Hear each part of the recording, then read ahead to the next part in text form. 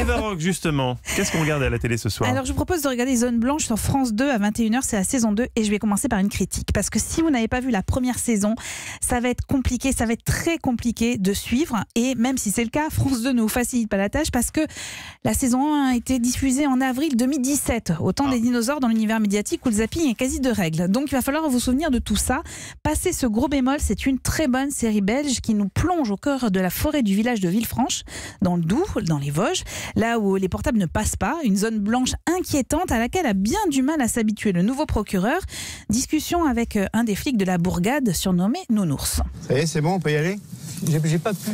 Il y a des gens qui peuvent disserter des heures sur le plaisir d'uriner dans la nature. Moi, je me sens observé, ça me bloque. Ça fait seulement 4 mois que vous êtes là, vous n'êtes pas prêts, c'est tout. On va s'arrêter à la station-service, un peu plus loin, il y a des toilettes. Je ne pas qu'il y ait quelque chose dans l'air.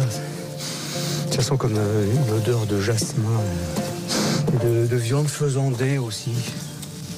Non, je sens rien. C'est peut-être l'automne qui arrive. Vous allez voir, c'est une saison d'enfer.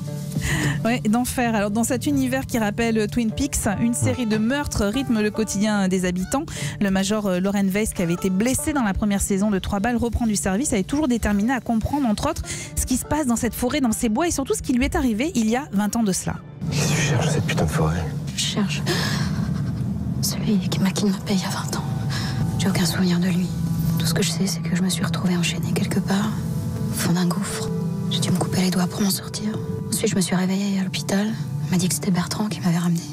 Alors des meurtres, des enlèvements, un homme déguisé en monstre qui se cache dans la forêt, des jeunes activistes écolos qui sont décidés à mettre fin aux agissements du propriétaire d'une carrière. Tout ce patchwork là? Eh bien ça marche parce que c'est les ingrédients d'un polar classique, mais en plus, et c'est ça qui est extrêmement intéressant dans cette série, il y a un décor fantastique qui est empreint de mythes celtes.